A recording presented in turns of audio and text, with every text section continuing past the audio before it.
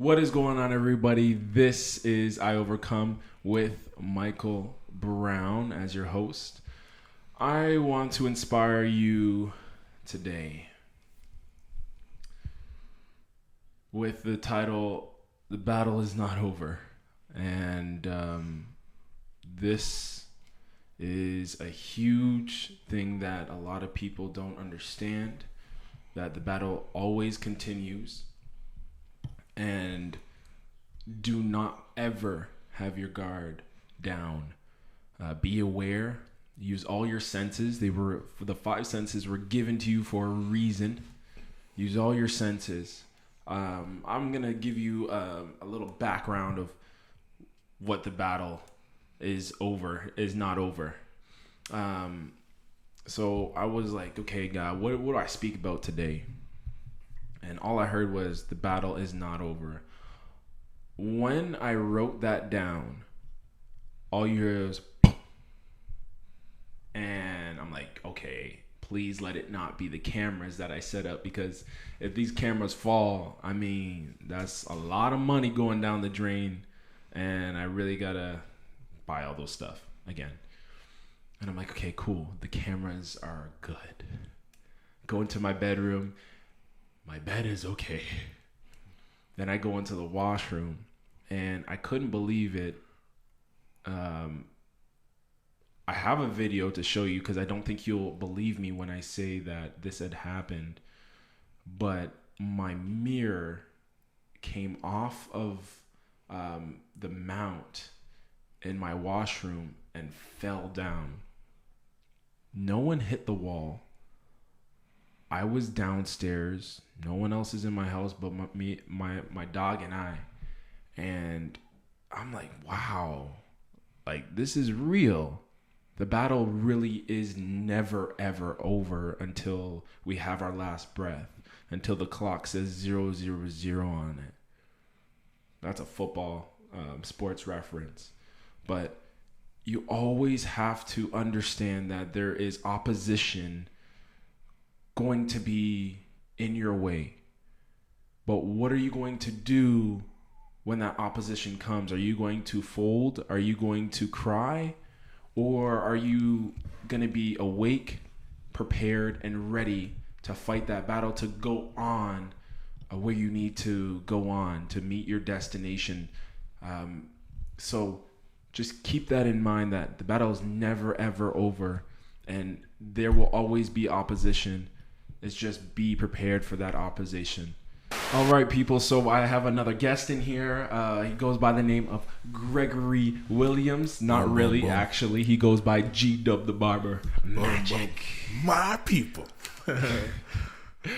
Oh, Greg, it's always great to have you in my presence, and I'm always glad to be in your presence.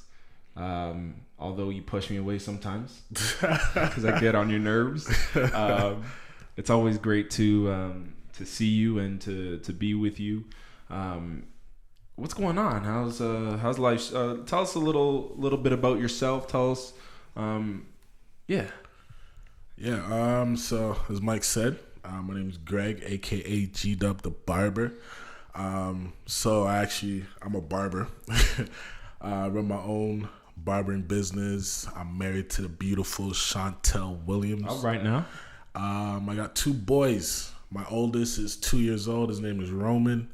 And I got an 8-month-old named Kingston, a.k.a. King, a.k.a. he runs the house right now.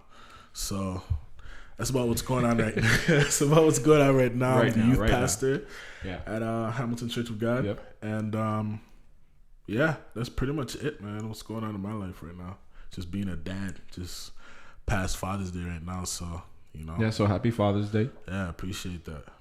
See, Ashley, my beautiful wife, she came to me, she's like, why do people keep saying happy Father's Day to you?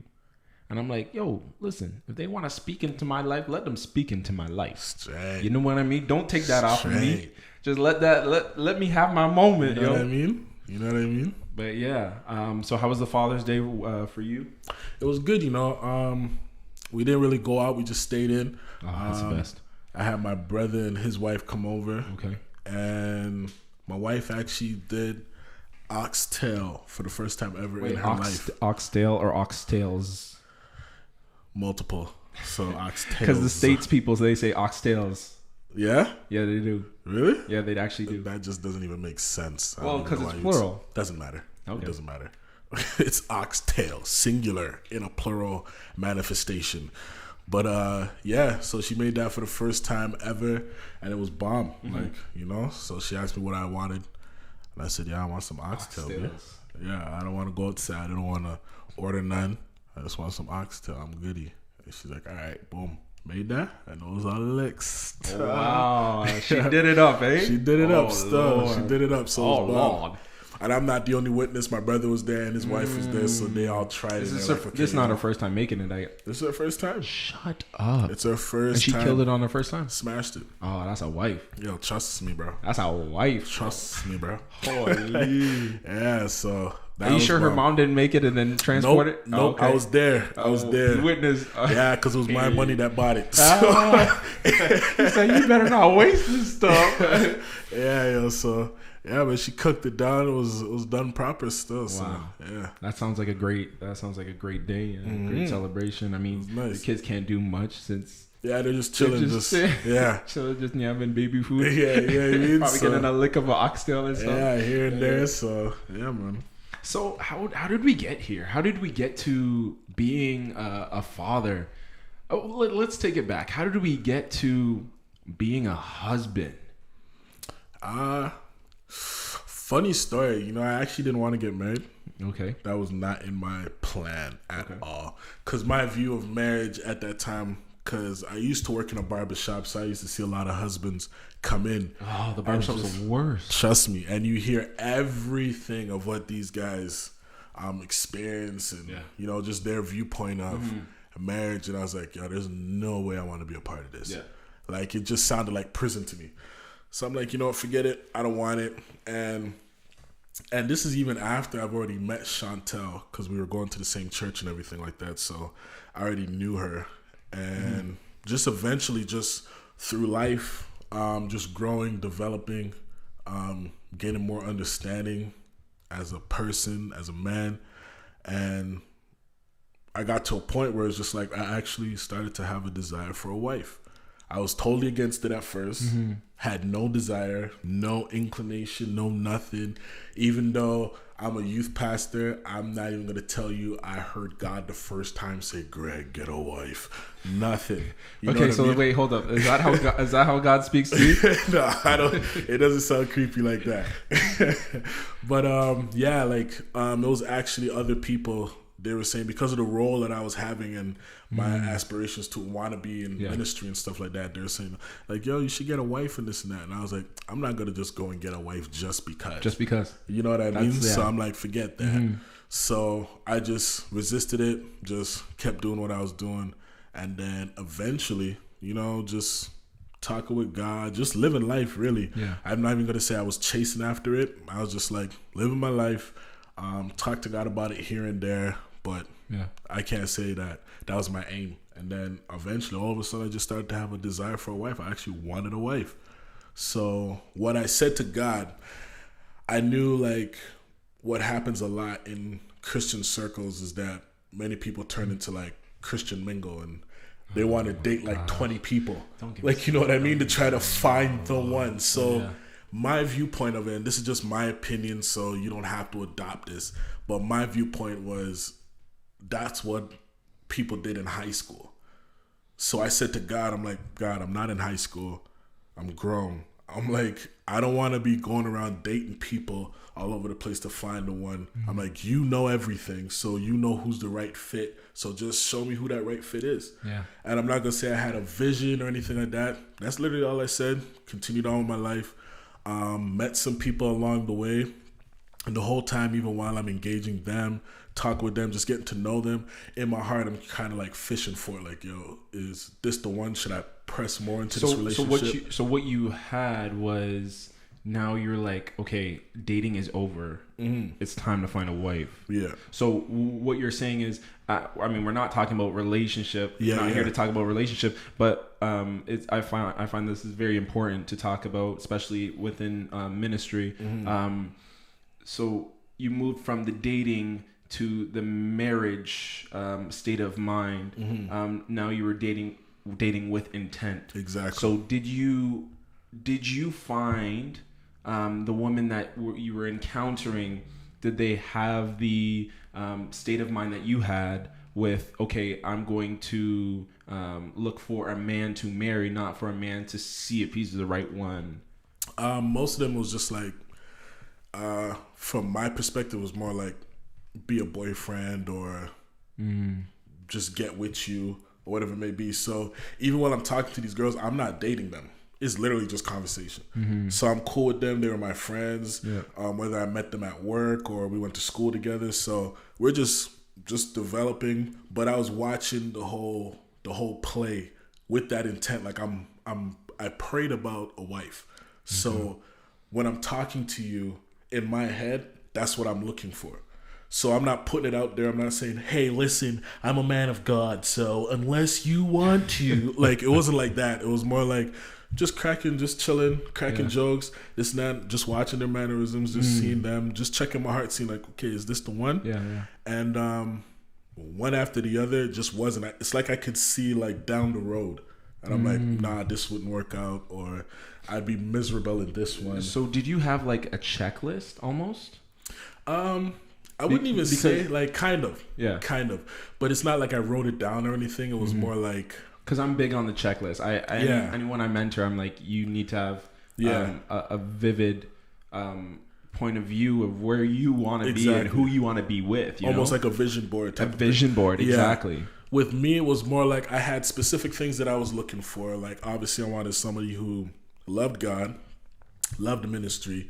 I wanted somebody who was gifted, like they moving gifts or whatever it may be. And I was just like, moving gifts, for the people that don't understand what moving in gifts is, what does that mean? Simplest way, they hear God and actually respond. Okay.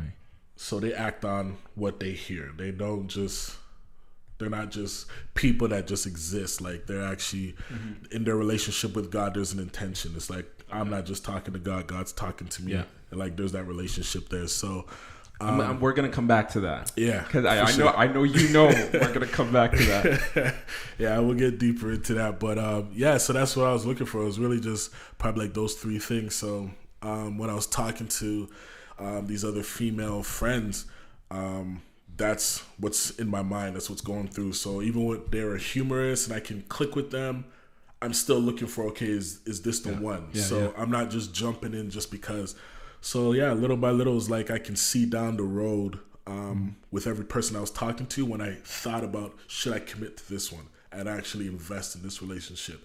Then it was like, at that moment, I can see down the line. It's like, you know what? I'm going to be miserable here. Like, sooner or later, we're going to clash about this. And then further on with this one, it was just like, this is just not going to work out. And Chantel would actually be the one that just kept popping in my mind. So I was just like, all right. So even with that, I didn't run over to Chantel and be like, you know what, God told me. So is that how God talks to you? No, that sounds creepy too. So that didn't happen. But Chantel and I, we literally just started talking, and then started investing a little bit more into our relationship, and then we came to that place where we had to ask each other. I think she was the one who asked me. She was just like, okay, so what's this whole plan? Like, what are we doing? Like, what is this? Whoa. You know what I mean? Whoa. And I think a lot of young people don't do that. They don't. They don't put up what they're looking for in a relationship ahead. You know what I mean? Like you gotta. It's like what they say with stocks. Like, you gotta research your stocks. I think it's Warren Buffett. He says, I don't invest in anything I don't know about. So that's one of the things you gotta, like, if you're gonna really invest in this person, like, you gotta let them be able to be free to be honest with you. Yep. If they're not looking to get married, let them be honest with you. Don't let them feel timid and thinking that you're just gonna run away or you're gonna ignore them. Like, you don't have to be like that. Exactly. So she brought that up, and then, you know, that kind of put me on the spot, and I was like, oh shoot. Yeah. And then we just started to go from there, and then Eventually, got engaged. You came down to the wedding in Jamaica. Yeah, we smashed it, bro. It was a bomb wedding, and yeah, man. This is like almost 5 years now. January, 5 years. I know. Oh my God. Time flies, bro. January is 5 years. Wow. So yeah. So I noticed that you said looking down the future a couple times, numerous of times. Mm-hmm. Let's go back, way back, way back. So not a lot of people know that you are a PK. And what PK means is that you're a pastor's kid, that your father is a pastor. Yeah.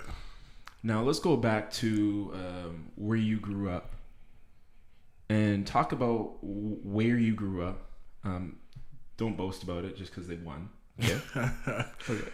But talk about it where you grew up, and also just in case you forget, I will remind you. But talk about seeing down the future. Mm-hmm. Do you have sight to see down the future at that point, or what were you seeing at that point? Okay.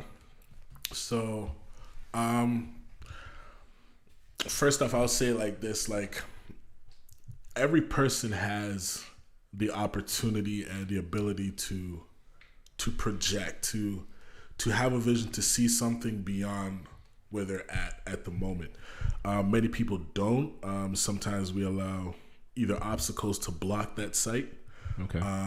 Sometimes we allow emotions to block it, people's voices to block it, but everybody has the capability to see beyond where they are, whether they see it in a negative way or they can see it in a positive way, but everybody has that ability. Where I grew up in Toronto, the Six, yes, NBA champions, Bokum. So, Kawhi Leonard, stay. But so growing up in Toronto, I grew up in Southside, Jane and Finch. Okay. And living in that environment, you are exposed to a lot of things early. So can we get into detail? Yeah, sure. All right. So you're exposed to like the gang life. You're exposed to drugs, guns, sex. Everything comes early. So everything you're exposed to early. That's why a lot of times. Sorry to interrupt. At what age was that? When I first started noticing like gangs, I would say I was probably in elementary school. Maybe I'd say maybe like kindergarten, grade 1. Yeah, because you can see all the tags, and then some of your friends, they know those gangs, so they're aware of them. So then they explain it to you like, okay, yo, this gang is this, and blah blah blah blah blah. So you start learning what all these tags mean and what group it is. Sometimes you might even know the individual, like or not know them personally, but you've seen them. Like, you know what I mean? So yeah, you get exposed to things early, and I think that's one of the things when you think about like inner city kids, they in a sense have to mature faster than normal because it's like you got to survive. So when you have all this different information coming to you from a younger age, you don't know how to handle it. You know what I mean? So, and if your parents are not there or your parents are not aware of these things, your development is based on your own interpretation of what you're seeing and what you're learning or what your friends are telling you. So if your friends are more telling you like, okay, well, even though this is negative, your friends are more like, nah, yo, this is cool. As a kid, that's how you're interpreting it. Because if your parents are not aware of it and they're not telling you, then that's the only voice you're hearing of clarity. You know, so again, it's not that my parents were absent. My parents, they grew up in bad areas back in Jamaica. So my dad knew of certain stuff and he didn't want us getting involved in certain things, but I lived in the hood. So that's where all my friends were. Everything that I was doing, most of my friends were already doing. So it was easy for me to get into that. Yeah. But so you see gangs, you see drugs. I think the first time I ever seen crack, I actually thought it was drywall. Like it was on the ground, like literally just out in the open. Yeah.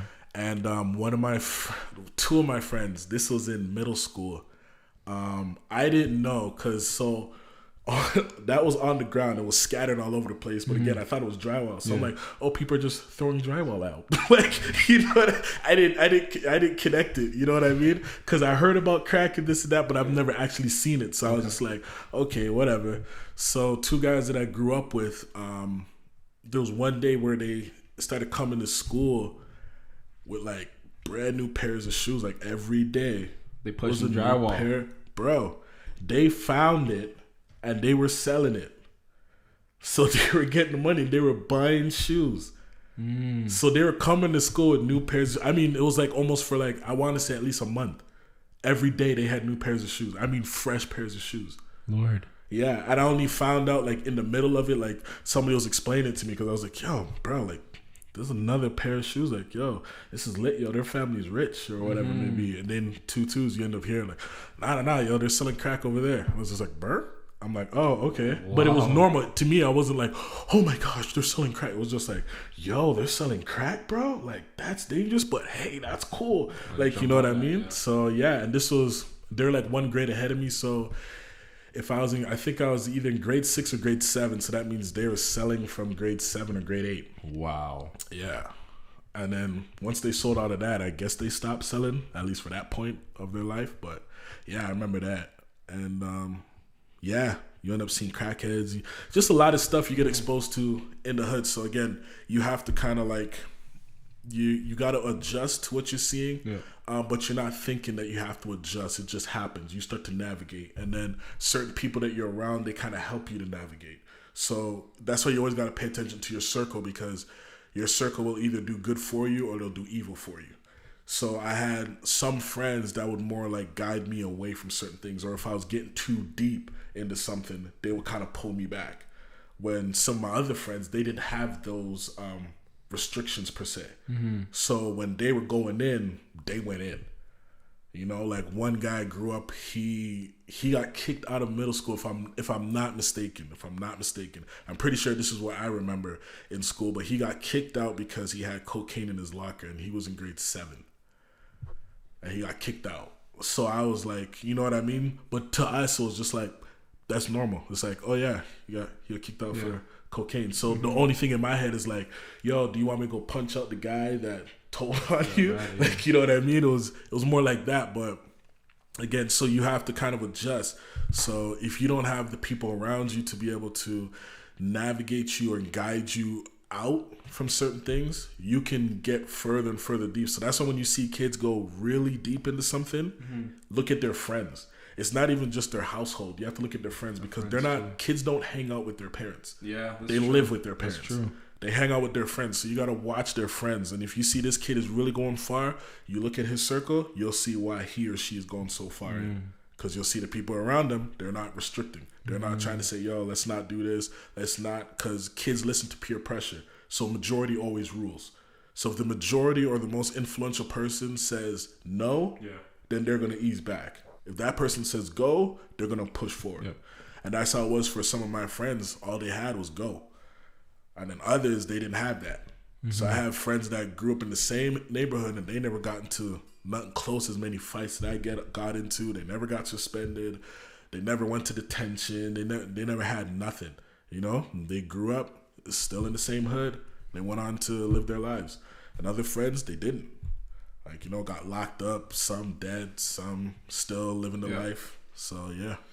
How do you, because you said you had some friends that say no and some friends that said go. How, being in the middle right there, how do you choose whether to listen to this friend or this group of friends or listen to the other group of friends? It's almost like the angel and the devil on the shoulder. How do you choose?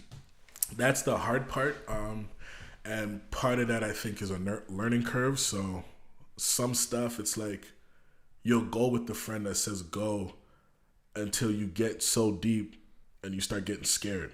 Then it's like, okay, or you go to a certain point and now you face the consequences. And then sometimes that's what guides you back to the other friend that was saying no. And now you want to hang out with them more because it's like, I don't want to feel what I felt there. I don't want to feel what I felt emotionally.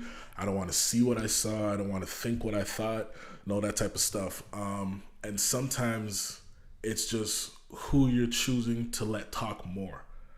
You know, because both of them are going to be talking, but there's always going to be one voice that's going to talk more often.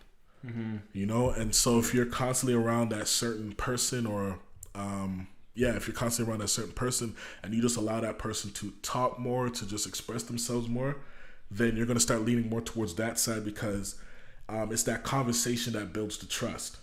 So in that conversation, then it's like, okay, I can trust your input more. Even though you haven't done that, I'm going to trust your input that thing is actually bad. Okay. So I'm going to chill. I'm going to step back for a little bit. You know what I mean? But yeah, a lot of it's bump and bruises. Like, just like life, you got to learn. You're going to make mistakes. You're going to make bad decisions. But you're always trying to look to not run full throttle into everything. Always walk. Even if you're making a bad decision, walk towards that bad decision. Don't run. Like, you know what I mean? Because it's easier to stop when you're walking versus when you're running. Yeah. Because you can try to stop and you're sliding, and then it's like you're in it. Yeah. Like, you know what I mean? So if you're in this situation where your friends are saying, "Yo, let's go do this," just take that time and walk towards it. If you're actually thinking like, you know what, this is a good idea, walk. Don't run. Yeah. Whether it's a good idea or a bad idea, you walk, and you'll start to, and just be aware. Just keep your eyes open. Just be smart in a sense, you know, and you'll start seeing what to say yes to, what not to say yes to. And some things, again, you're going to make some bad decisions, but hopefully you're not making something that's going to just totally annihilate your existence. Like, you know what I mean? So, and usually people know when you're going to get to that spot where it's going to take you off this earth, you know. Yeah. Like, you know what I mean? If you're going to go grab that gun and going to go, you know, consequences, you know what's gonna happen. Like, you can feel the tension, you can feel the fear. Like, you know, okay, bro, something is not right about this one. You know what I mean? But you probably gonna go steal a chocolate bar. You probably might be like, you know. So yeah. So we've talked about your past. We've talked about the angel and the devil on the shoulder. Where do you lean more towards? Now I want to get more into I want to crawl back to your present. At that time when you were in that moment in life, did you have provision? What did it look like? Did it look like, yo, I'm gonna be like American Gangster the rest of my life, or I'm gonna be a pastor, barber, or aspire to be a pastor, barber, husband, dad? Yeah. What did it look like? Where were you falling at that point in time? At that point in time when I was living there, I wasn't really, I wasn't thinking about, I don't think I was thinking about marriage at all, kids, family. I never saw that for my future. I was more interested in the street life. That was more, it glittered to me. Was it day by day? You're living day by day? It was day by day. It was day by day. So nothing was really like, okay, in my 5-year plan is to become a drug kingpin. Like, it wasn't like that. It was more like that day, what's going to pop that day. And it was just moving with that. And did you find your crew was day by day as well? Or was the higher up guy was like, yo, this is the plan? And you can tell by some of the guys, their mannerisms, that they might not have written down a plan, but you can tell they have one in their heart. Like, there's something they're trying to get to. So you can tell by guys' behaviors, you can tell by their body language that there's something they're trying to go after. And this is why, again, it comes down to those friends that you have around you, because those friends that will say no, they'll see that in that friend, just like you'll see it. And sometimes you might miss it, but if you have somebody around, they can spot it and be like, bro, I think you need to like ease back from so-and-so. Because you can tell like how they try to coax you. And it's almost like they're trying to train you. They're trying to like mentor you into like, yo, this is where we should go. Like, you know, you can see the guy's body language. You can see it how they talk. You can see it how they act in school, in class. You can tell what their intentions are. Just like when you can tell like somebody's intentions is that they want to be really successful. You can see that body language. They express this. You know what I mean? They don't even have to say nothing. They just express it. You can tell, okay, yo, this guy's actually trying to get somewhere. This girl's trying to get somewhere. It's the same thing even in a negative way. You can't hide it. It starts to come out of your pores. You know, so there was people around me that you can tell that they wanted to go down a certain path, and I was more indecisive. So even though that life glittered to me, I was indecisive because I was like, how far do I want to go? Like, I like it, but I don't love it. Like, this is not something I can see for myself. Like, this is what I wanted to do or anything like that. So again, that's how it came down to day by day. So in that day, I would do a lot of those stuff. And then some days I wouldn't. I kind of like ease back because it's like, I don't love this. It just seems interesting. It's cool. Yeah, like, you know what I mean? Yeah. I can say that I was a part of it or whatever it may be. So, yeah. So how did you end up on this side? How did you overcome that lifestyle? Because there's people out there that have gang affiliation and they're really strong in those gangs and or the association of those gangs. So how do you transfer over to that next side of being the dad, being the barber, being the pastor, and being the husband that you are today? How did you overcome? How did you get to that place? Was it hard? Was it? It was hard. Because it's a process, right? Any type of change is going to be a process. It's not going to be overnight. If you're thinking it's going to be really, really quick, you're delusional. So with me, it was more of a change of environment, and it was a change that it wasn't even necessarily that I decided. My parents decided. So we lived in Jane and Finch, and my parents were like, "Oh, yo, we're moving," just out of nowhere. We're moving, and it's like, "What? What do you mean we're moving?" And we moved just down the street to Jane and Shepherd. So then I'm there. I'm finishing off my grade 8 at a school called Stanley. And now middle school, I'm going to be going back into Jane and Finch in the Oakdale Park. So I'm going there, and in grade 6, I'm there. Sorry, I was grade 5 in Stanley. So grade 6, I'm at Oakdale Park. Then grade 7, then halfway through grade 8, I come home. Me and my brothers come home. And my mom sees us at the door and says, "Oh, we're moving." I'm like, "What?" Like, I'm not even gonna lie. At that time, I wanted to commit the biggest crime, so they would have to keep me in jail in Toronto. Oh my I God. did not, because I heard we were coming to Hamilton, and I only heard negative stuff about Hamilton. Wow. Yeah, so I'm like, I am not coming down to Hamilton. I gotta plot something.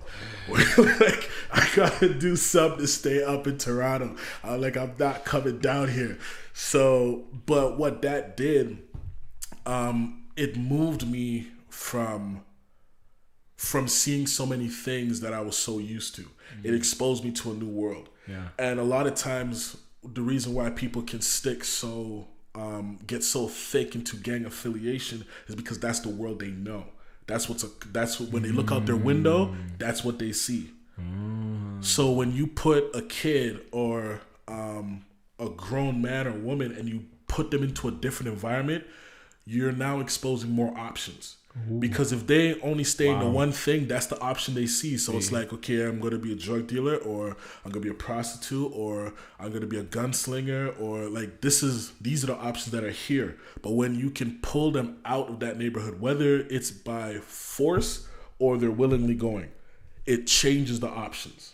So that's why jail, like, I understand the whole idea about jail, but jail never really showed people. I'm trying to be careful when I say this, but it's like jail didn't really show many inmates other options. It had to be somebody in the jail to show them an option. So they would either give them books or something to try to give them another option, whether by knowledge or understanding, whatever it may be. Because when you get to jail, you just went to another hood, because all the hood dudes from your hood and every other hood is inside the jail. I didn't even look at it like that. Yeah, so now you have to now get affiliated with another gang inside jail if your crew's not there, because you need to survive. Same thing with prison or whatever it may be. Like, there has to be some kind of association because that will protect you. So again, you're not living in the hood again. So it's the same thing all over again. You're in jail, you're going to be doing drugs. The same thing you were doing back out. So everything's the same. If you're fighting outside, you're going to be fighting in jail. Like, it's the same environment. It's just that there's guards there. Not many, but there's guards. Right? So, but if you were to take somebody who's already in this life and you were to put them into somewhere where now they can see, like, because when I came to Hamilton, all I knew, like, well, I'll say it like this: when I came to Hamilton, Hamilton was more toned down. So that at first got me angry. Yeah, that got me angry. I'm like, people, what is this? Yeah. Like, yeah, there's all these older people. I'm like, there's no noise.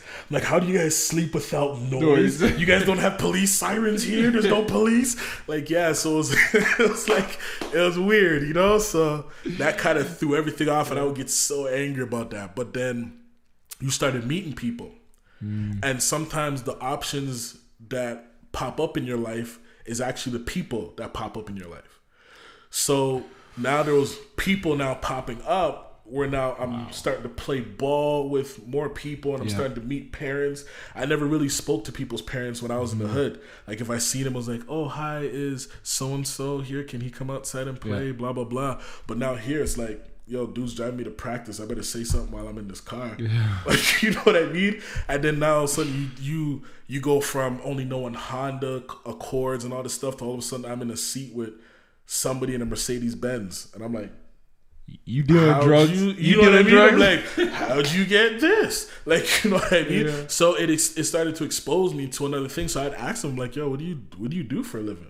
And they would tell me, like, oh, I'm a inspector. I inspect certain places and blah blah blah. And I was just like, inspectors, huh? And I'm looking at the car and I'm like, so inspectors can make this? Yeah. Like, you don't gotta sell crack and cocaine to get this? Like, you know. Yeah. So it started to expose me to different things. Yeah. And that's one of the biggest shifts that started to happen. It was just that it was that exposure. So even though I started to still hang around with some people, because I started getting into Oreo Crescent when I was in high school and stuff like that, really hanging out there. It was still that other side where it's just like, again, even though I was young and I was getting myself into a lot of mess, I still had God. So I would still talk to God, even though I only spoke to him when I was in trouble. Or like, you know, I thought, okay, this is it. So let me talk to God. It was at that moment where really things started to change, because I felt like it seemed to me like I wasn't living who I really am. And that's what really There's a piece of you missing. Yeah, it's like I wasn't being myself. Like, even though I felt like I was myself when I'm smoking all this weed with everybody and I'm selling and getting into fights or whatever it may be, and just really having that tough persona. There was this one moment, I can remember it to this day. I was in Oreo Crescent. I was really high and I was really drunk. And I'm there. And it was like nighttime. It was like, I don't know, like maybe midnight or after midnight or whatever. And I'm standing there and everybody's around me. And all of a sudden it was like everybody was pushed away and I was like singled out. That's how it felt like. It felt like everybody was far away from me and I was just standing there. And I was like looking up. I just found myself looking up to the sky and I'm seeing all these stars and I'm like, what am I doing here? Like this is not me. I don't know why I really asked myself that at that time, but I was just like, it was like almost like a challenge to myself. It was like, bro, you're not living your best life. Like, you're not living who you really are. You're not really projecting who you really are. You're not settling. Exactly. You're living a toned down life from what you're supposed to be doing. Like, you know what I mean? So that night I went home, went into my room, stinking like weed, drunk. And I just went beside my bed and I was like, all right, God, if that's you trying to call me, because I didn't know. So I'm like, okay, God, if that's you trying to call me, you're going to have to take this weed smoke and this alcohol away from me. I didn't feel nothing, no dream, no vision, no angels, no angels coming down saying, I bring you glad tidings of joy. There was nothing supernatural whatsoever. I just went to sleep. Woke up the next morning, went around the same amount of friends. We're about to roll up. And all of a sudden, it's like I couldn't stand the smell of weed. Like, I didn't like it. I tried to sip some alcohol, and also my head would start hurting. It was just the little stuff. And it didn't stay that way. Like, if I went back to go smoke weed right now, I wouldn't sit there and be like, I just hate this smell. I just hate this. I'm like, it wouldn't. I'd be smoking weed. But it was like at that time, God was trying to show me, like, hey, that was me. Prominent, yeah. You know what I mean? So that's what was standing out. And then when I saw those little things, then I'm like, okay, I guess God's actually trying to talk to me. So I don't know what I'm supposed to do, so I'm just going to do what I know to do and just try to listen in church. I'm going to just, and that's really what started the little steps that got me to really now looking towards having a career or having a business and having a wife and having kids and owning a house and all these things like that. It was just little moves, little adjustments, and I think that's the things that many people miss. They're always looking for these big dramatic turns to happen, or if God's going to change my life, then it's going to be something dramatic. But God doesn't do that. It's little adjustments God will do. You know what I mean? Like sometimes you might get some big shift, but for the most part, it's just a little adjustment. They say when a pilot is flying, even though it's planned and programmed for them to go from point A to point B, just traveling to get there, they're constantly adjusting. You don't feel the adjustments, but the pilots are constantly adjusting because the plane can go off course little by little. And just that little thing can send them into a whole different country. So it's the same thing with your life. It's just little adjustments along the way that keep you on the path, or little adjustments that God will use in your life. Like it could be an obstacle, could be your family moving, and now you're in another place, and it's just little adjustments. You didn't hear a voice, nothing supernatural, but little adjustments are happening along the way. That gets you to where you're supposed to be. Yeah. So we spoke about the little adjustments. And you talked about hearing God, and I want to talk about that. Hearing God, moving in gifts. To some people, it scares them, but I mean, I'm a firm believer that you test God, He's gonna show up. But don't expect Him to do it the way you want Him to do it, because He's just gonna do it the way He knows best. Right. But let's talk about hearing God. How did you hear God in that state? I know you said you asked Him to do certain things and blah blah blah. But what were you hearing Him throughout the whole time? And compare it to how you're hearing God now. Yeah. Right. So I would say I was noticing God more than necessarily just hearing God. It was more like my eyes just happening to be aware of certain things taking place that at first I overlooked. But now I'm starting to see little subtle movements. And that's one of the biggest things I started to find out about God, is that God does a lot of things very subtle. Like it's not usually the big bang. Like there's that one passage where the prophet Elijah is going into the mountain to go hear God, and the Bible says, an earthquake happened that shook the mountain, and God wasn't in it. And lightning flashed, and God wasn't in it. And there was this huge wind blow, this hurricane, and God wasn't in it. But then there was this still small voice, and then Elijah responded to that. And I think a lot of times the reason why we miss God, or we miss what God is doing, or we miss what God is even saying to us, is because we're not paying attention to the subtle things.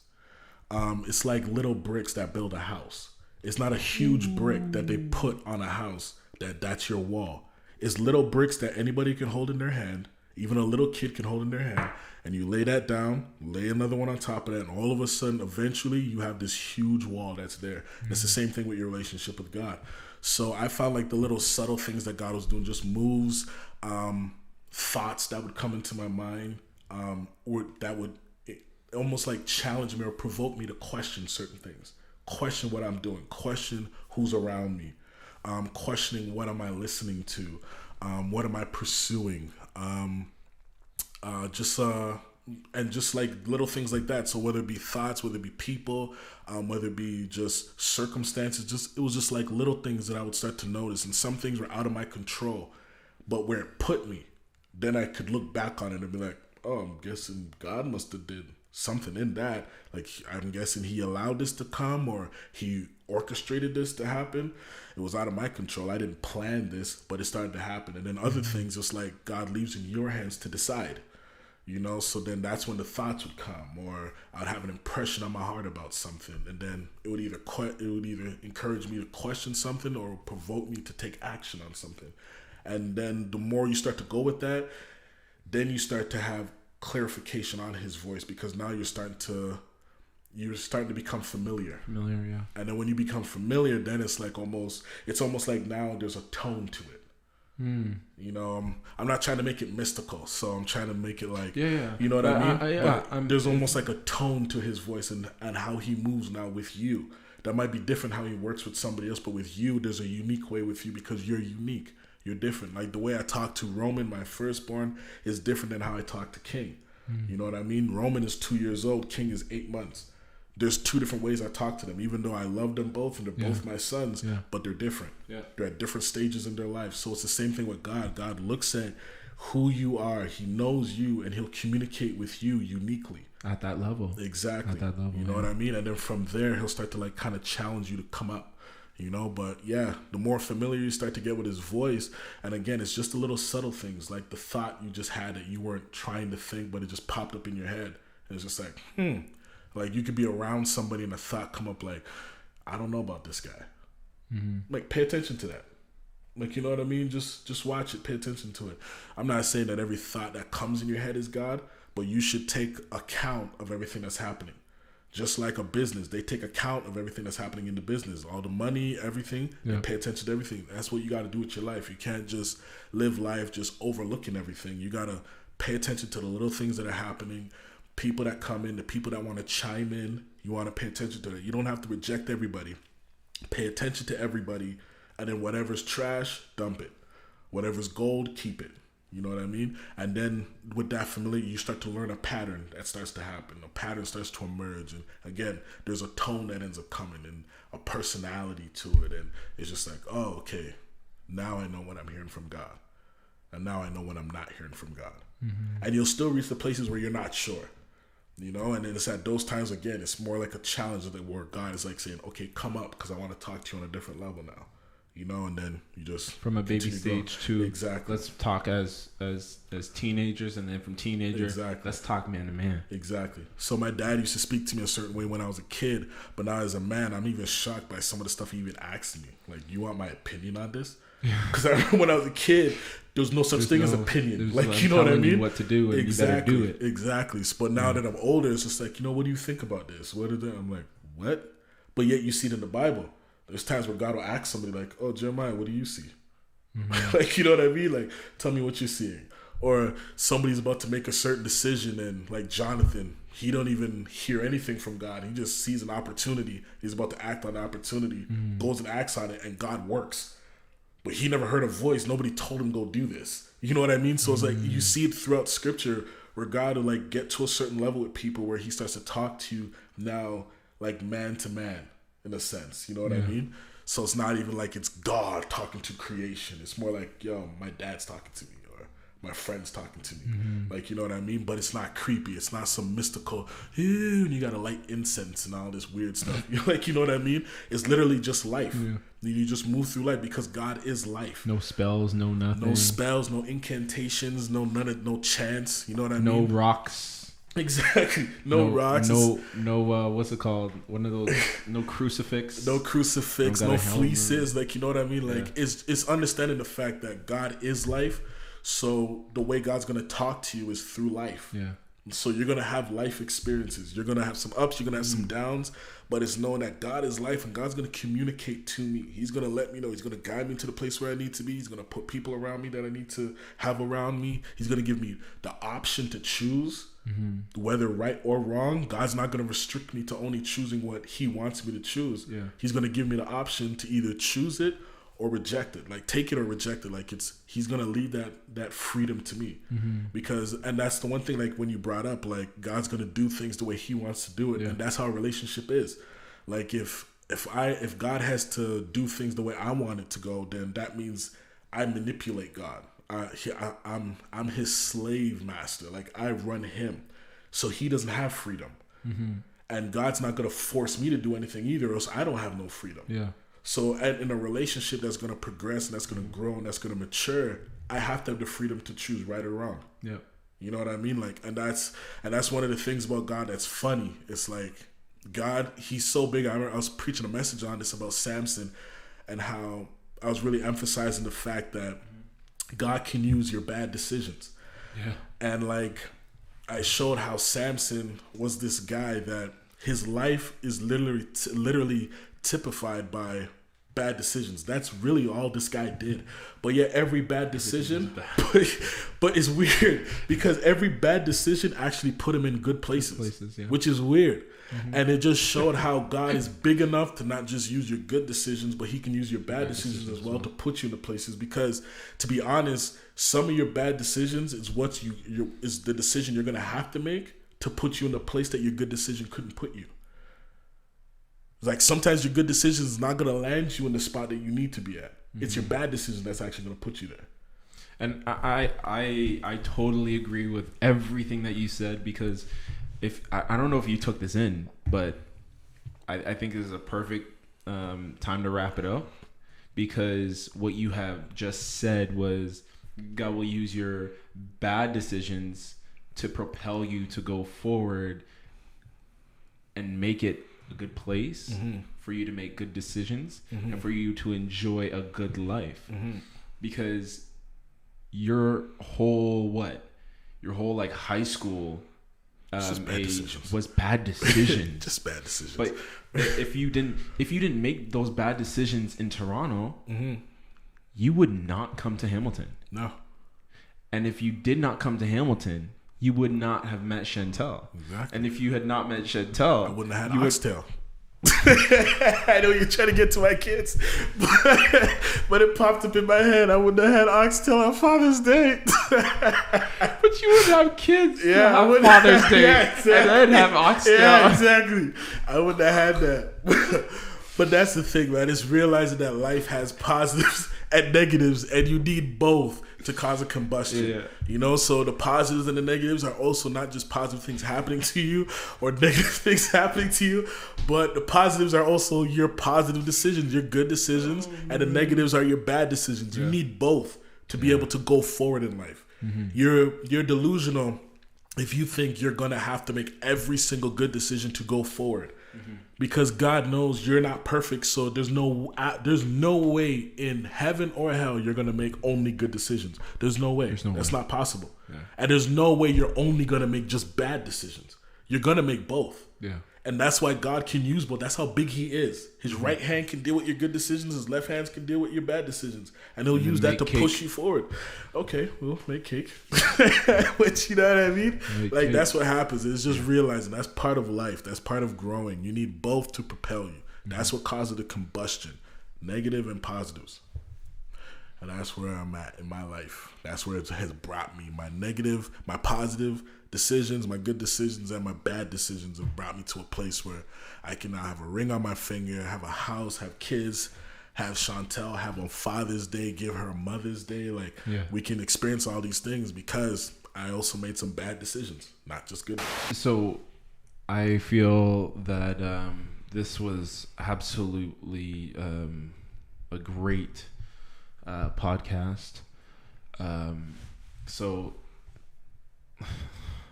I'm like lost for words, because there's certain things that I didn't even know that had happened within his life. He has told me certain things, but then there's other things that he has talked about on this podcast that can really change people's life. And if you're in situations constantly making bad decisions, don't give up. Listen, and this is not on purpose. The battle's not over. Yeah. It's not over. Yeah. So keep going. Test God. Keep testing God, because he will show up. And again, it's my podcast, so I'm going to do a prayer.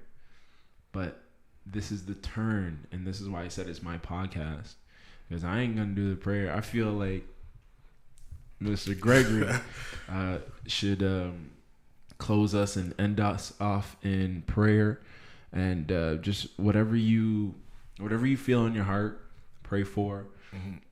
Pray for anybody watching this. If you have any prayer requests when watching this, send it to me through direct message, or through Instagram, Michael Brown 24, or the Facebook at I Overcome under Help Others, Build Others. But yes, any prayer requests, send that. We'll pray for you. I'll pray for you if it's after the show. But Greg, yeah, sure. Take it away, man.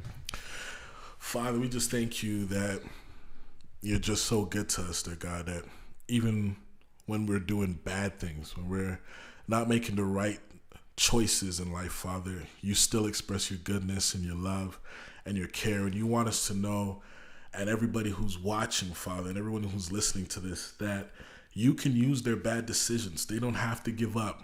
They don't have to think that the battle is over, that they can never move on in life, that their life is over. But God, you're so big and so strong that you're not restricted to only using our good decisions to move us forward, but you can use our bad decisions to move us forward.